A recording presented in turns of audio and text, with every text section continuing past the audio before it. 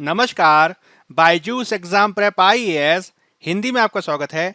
प्रस्तुत है दैनिक क्विज। सत्र को प्रारंभ करने से पूर्व एक महत्वपूर्ण उद्घोषणा। बायजूस एग्जाम प्रेप आईएएस के द्वारा संघ लोक सेवा आयोग यूपीएससी की 2023 परीक्षा को ध्यान में रखते हुए एक नवीन पहल नॉलेज सीरीज का प्रारंभ किया गया है। 6 जून 2022 से शुरू यह नॉलेज सीरीज एक ऐसा कार्यक्रम है जिसमें प्रारंभिक और मुख्य दोनों परीक्षाओं से संबंधित महत्वपूर्ण परंपरागत विषयों जैसे कि इतिहास, भूगोल आदि से संबंधित टॉपिक्स को कवर कराया जा रहा है। इसमें दैनिक आधार पर 2 लाइव सेशंस होते हैं जो सुबह 11 बजे और 2 बजे आयोजित किए जाते हैं। नॉलेज सीरीज का यह सत्र आगे आने वाले हफ्ते में भी जारी रहेगा, जिसमें 11 जुलाई से लेकर 17 जुलाई तक किन कक्षाओं को कराया जाएगा इसका शेड्यूल प्रस्तुत किया गया है। इसमें विभिन्न कक्षाओं के माध्यम से आपको परंपरागत विषयों पर महत्वपूर्ण जानकारी प्रदान करने का प्रयास किया जाएगा। अतः आपसे अपेक्षा है कि आप इस सीरीज से अधिक स्वयं को जोड़ें और इसके लिए चैनल को सब्सक्राइब करें। पहला प्रश्न आपके समक्ष है। लाल पांडा के संदर्भ में निम्नलिखित कथनों में से कौन सा या से कथन सही है या है? लाल पांडा को अंतर्राष्ट्रीय प्रकृति संरक्षण संघ की लाल सूची में संकटग्रस्त के रूप में सूचीबद्ध किया गया है। यह सिक्किम का राज्य पशु है। लाल पांडा को वन्य जीव संरक्षण अधिनियम 1972 के अनुसूची 1 में रखा गया है। आपके विकल्प हैं केवल 1 और 2, केवल 2 और 3, केवल 3 की 1, 2 और 3। लाल पांडा के संदर्भ में आप ये ध्यान रखेंगे कि लाल पांडा एक छोटा लाल भूरा वृक्षीय स्तनपायी है जो सिक्किम का राज्य पशु भी है। इसे संकटग्रस्त प्रजातियों की IUCN लाल सूची में और वन्य जीव संरक्षण अधिनियम 1972 की अनुसूची 1 के तहत संकटग्रस्त के तहत रखा गया है। यह भारत, नेपाल, भूटान, म्यांमार और चीन के विभिन्न क्षेत्रों में पाया जाता है। भारत में लगभग 5 से 6 हजार लाल पांडा सिक्किम, अरुणाचल प्रदेश, पश्चिम बंगाल के दार्जिलिंग जिले और साथ ही साथ मेघालय के कुछ क्षेत्रों में भी होने का अनुमान लगाया जाता है। यह चीन के बाद दूसरी सबसे बड़ी आबादी है। अरुणाचल प्रदेश के 11 जिलों से लाल पांडा की सूचना मिली है, जिसे देश में सबसे बड़ी लाल पांडा आबादी वाला माना जा रहा है। इस रूप में आप ये देख सकते हैं कि तीनों के तीनों जो कथन हैं वह सही हैं और हमारा सही उत्तर हो जाएगा डी, 1, 2 और 3। अगला प्रश्न आपके समक्ष है। निम्नलिखित युग्मों पर विचार कीजिए। राष्ट्रीय या प्राणी उद्यान और संबंधित राज्य। सिंगलीला राष्ट्रीय उद्यान पश्चिम बंगाल, पद्मजा नायडू उद्यान आंध्र प्रदेश, नेवरा घाटी राष्ट्रीय उद्यान उत्तराखंड। आपको बताना है कि इन युग्मों में से कौन सा या से सही सुमेलित हैं। केवल 1, केवल 2 और 3, केवल 1 और 3 की 1, 2 और 3। जब हम सिंगलीला राष्ट्रीय उद्यान की बात करते हैं तो आपको ध्यान रखना है कि यह पश्चिम बंगाल में अवस्थित है। जब आपको पद्मजा नायडू उद्यान पूछा जाए तो आप ये ध्यान रखेंगे कि यह भी पश्चिम बंगाल में है और साथ ही साथ नेवरा घाटी राष्ट्रीय उद्यान भी पश्चिम बंगाल में ही अवस्थित है। इस रूप में आप ये देख सकते हैं कि केवल पहला कथन ही सुमेलित है और इस रूप में हमारा सही उत्तर हो जाएगा ए, केवल 1। आपको ध्यान रखना है कि आज के द हिंदू में इससे संबंधित खबर प्रकाशित हुई है, क्योंकि हाल ही में भारत में लाल पांडा के पहले रीवाइल्डिंग कार्यक्रम के तहत Padmaja Naidu Himalayan zoological park ने लाल पांडा की आबादी को बढ़ाने के लिए इन्हें जंगलों में छोड़ने हेतु एक महत्वाकांक्षी कार्यक्रम को शुरू किया है। आपको ध्यान रखना है कि जंगल में लाल पांडा की संख्या घट रही है। यहाँ तक कि सिंगलीला नेशनल पार्क और नेवरा घाटी राष्ट्रीय उद्यानों में भी यहाँ संख्या कम होती देखी जा सकती है, जहाँ लाल पांडा जंगलों में पाए जाते हैं। यही कारण है कि जंगलों में इनकी संख्या को बढ़ाए जाने के लिए कार्यक्रम शुरू किया गया है। आप इस चित्र में भी लाल पांडा को देख सकते हैं। अगला प्रश्न आपके समक्ष है। सन्नति के संदर्भ में निम्नलिखित कथनों में से कौन सा या से सही है या है? यह कर्नाटक के कालबुर्गी जिले में भीमा नदी के तट पर स्थित है। चूना पत्थर से बनी एवं उभरी हुई नक्काशी वाली सम्राट अशोक और उसकी रानियों की एकमात्र उपलब्ध मूर्ति यहाँ पाई गई थी। आपके विकल्प हैं केवल एक, केवल दो, दोनों की इनमें से कोई भी नहीं। सन्नती के संदर्भ में आप ये ध्यान रखेंगे कि सन्नती कर्नाटक के कालबुर्गी जिले में भीमा नदी के तट पर अवस्थित है। यह चंद्रला परमेश्वरी मंदिर और 1986 में भारतीय पुरातत्व सर्वेक्षण द्वारा की गई खुदाई के लिए प्रसिद्ध है। सन्नती 1986 में तब खबरों में आया जब चंद्रलांबा मंदिर परिसर में काली मंदिर की छत के गिरने के बाद यहाँ मंदिर की नींव पर प्राकृत भाषा और ब्राह्मी लिपि में लिखे ऐतिहासिक रूप से मूल्यवान अशोक के अभिलेख प्रकट हुए। इस रहस्य उद्घाटन के बाद सन्नती और उसके पास के कंगनहल्ली में उत्खनन किया गया, जिससे एक शानदार महास्तूप की खोज हुई, जिसे शिलालेखों में अधोलोक महाचैत्य के रूप में वर्णित किया गया है।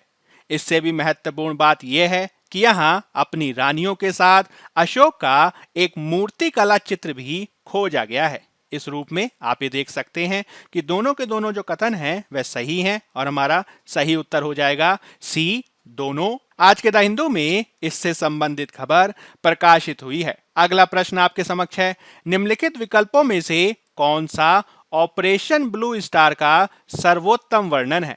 कारगिल द्रास सेक्टर में पाकिस्तानी घुसपैठियों से भारतीय क्षेत्रों को वापस लेने के लिए भारतीय सेना द्वारा इस ऑपरेशन की शुरुआत की गई थी। यह स्वर्ण मंदिर में छिपे सशस्त्र अलगाववादियों को निकालने के लिए एक सैन्य अभियान था। यह है liberation tigers of Tamil Eelam के खिलाफ भारतीय शांति रक्षा सेना द्वारा शुरू किया गया एक उग्रवाद विरोधी अभियान था कि यह कश्मीर में सियाचिन ग्लेशियर पर नियंत्रण लेने के लिए एक ऑपरेशन था। ऑपरेशन ब्लू स्टार के संदर्भ में आप ये ध्यान रखेंगे कि यह 5 जून 1984 को अमृतसर में स्वर्ण मंदिर के अंदर छिपे अलगाववादियों को हटाने के लिए भारतीय सैन्य अभियान को दिया गया कोड नाम है। ऑपरेशन का आदेश तत्कालीन प्रधानमंत्री इंदिरा गांधी ने मुख्य रूप से अमृतसर में हरमिंदर साहिब परिसर, जिसे स्वर्ण मंदिर के रूप में जाना जाता है, पर नियंत्रण करने के लिए दिया था। मुख्य रूप से सिख चरमपंथी धार्मिक नेता जरनैल सिंह भिंडरावाले और उनके सशस्त्र अनुयायियों को बाहर निकालने के लिए भारतीय सेना ने मंदिर के परिसर में प्रवेश किया। इस ऑपरेशन के 2 घटक थे, जिसमें ऑपरेशन मेटल का संबंध मंदिर में प्रवेश करने से था और ऑपरेशन सॉप का संबंध राज्य के ग्रामीण इलाकों तक सीमित था। इस ऑपरेशन ने खालिस्तानी आतंकवाद को खत्म करने में भी मदद की। इस रूप में आप ये देख सकते हैं, हमारा सही उत्तर हो जाएगा बी, ऑपरेशन ब्लू स्टार स्वर्ण मंदिर में छिपे सशस्त्र अलगाववादियों को निकालने के लिए किया गया सैन्य अभियान था। आज के इंडियन एक्सप्रेस में इससे संबंधित खबर प्रकाशित हुई है। अगला प्रश्न आपके समक्ष है, निम्नलिखित कथनों पर विचार कीजिए। यह है युगोस्लाविया के उत्तराधिकारी राज्यों में से एक है। यह एक भू आबद्ध देश है। यह यूरोपीय संघ का हिस्सा नहीं है। उपर्युक्त कथन निम्नलिखित में से किस विकल्प का सर्वोत्तम वर्णन करते हैं? बुल्गारिया, कोसोवो, उत्तरी मैसेडोनिया की सर्बिया। आपको ये ध्यान रखना है कि ये तीनों के तीनों जो कथन हैं वह संबंधित हैं उत्तरी मैसेडोनिया से, और इस रूप में हमारा सही उत्तर हो जाएगा सी, उत्तरी मैसेडोनिया। आप इस मानचित्र में उत्तरी मैसेडोनिया को देख सकते हैं। उत्तरी मैसेडोनिया, जिसे फरवरी 2019 से पहले मैसेडोनिया के नाम से जाना जाता था, दक्षिण पूर्व यूरोप में एक देश है। इसने 1991 में युगोस्लाविया के उत्तराधिकारी राज्यों में से एक के रूप में स्वतंत्रता प्राप्त की। मुख्य रूप से यह कोसोवो, सर्बिया, बुल्गारिया, ग्रीस और अल्बानिया से घिरा हुआ एक स्थल आबद्ध देश है और साथ ही साथ इसकी राजधानी स्कोप्जे है। आप ये भी देख सकते हैं कि यह यूरोपियन यूनियन का सदस्य नहीं है, क्योंकि यूरोपियन यूनियन की दी गई लिस्ट में इसका नाम नहीं है।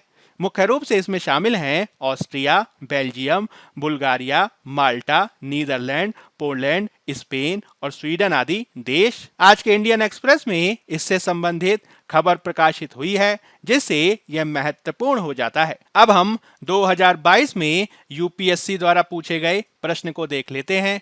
निम्नलिखित युग्मों पर विचार कीजिए। आर्द्र भूमि अथवा झील और उनका अवस्थान। होकेरा आर्द्र भूमि पंजाब, रेणुका आर्द्र भूमि हिमाचल प्रदेश, रुद्रसागर झील त्रिपुरा, सस्तामकोट्टा झील तमिलनाडु।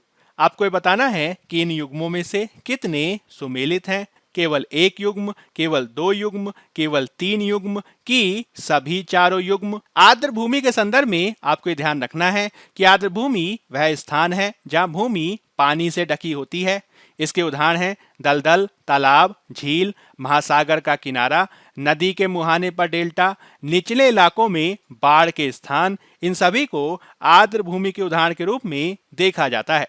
भारत में अनेक आर्द्र भूमि और झील अवस्थित हैं, जिसमें होकेरा आर्द्र भूमि जम्मू कश्मीर में है, रेणुका आर्द्र भूमि हिमाचल प्रदेश में है, रुद्रसागर झील त्रिपुरा में अवस्थित है और सस्तामकोट्टा झील केरल में अवस्थित है। इस रूप में आप देख सकते हैं कि केवल दो ऐसे युग्म हैं जो सही सुमेलित हैं और इस रूप में हमारा सही उत्तर हो जाएगा बी। अब हम बात कर लेते हैं फैक्ट ऑफ द डे यानी आज के तथ्य की, जिसमें हम बात करेंगे बादल फटने पर, जो आज के इंडियन एक्सप्रेस अखबार में प्रकाशित हुआ है। हाल ही में जम्मू कश्मीर के अमरनाथ में अचानक अत्यधिक स्थानीय बारिश से बाढ़ आ गई, जिसमें कम से कम 16 लोगों की मौत हो गई और 20 से अधिक लोग घायल हुए। जो लोग मारे गए वे तीर्थ स्थान गुफा के पास एक शिविर में थे।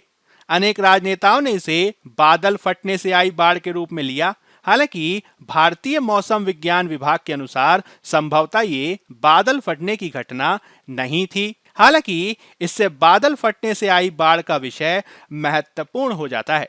जब हम बात करते हैं बादल फटने की घटना पर, तो एक बादल फटने की घटना में बारिश की अत्यधिक मात्रा देखी जाती है, जो बेहद कम अवधि में होती है।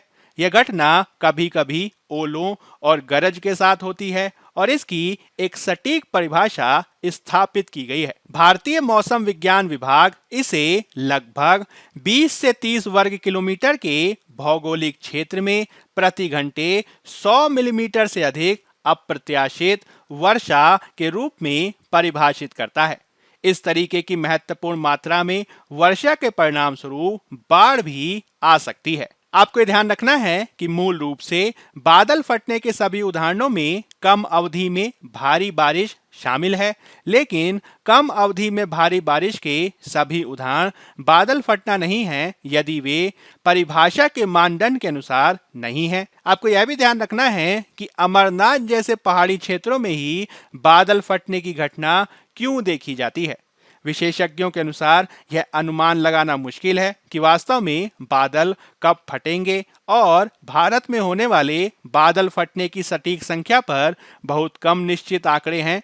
बहुत छोटे क्षेत्र से संबंधित इनकी परिभाषा के कारण तुरंत बादल फटने की सटीक भविष्यवाणी और पहचान करना भी बेहद मुश्किल है। हालांकि वे मुख्य रूप से इलाके और ऊंचाई के कारण पहाड़ी क्षेत्रों में होने की अधिक संभावना को रखते हैं। इसका कारण ये है कि पहाड़ी क्षेत्रों में कभी कभी बारिश में संघनित होने के लिए तैयार संतृप्त बादल हवा के बहुत गर्म प्रवाह के ऊपर की ओर बढ़ने के कारण बारिश को नहीं कर पाते।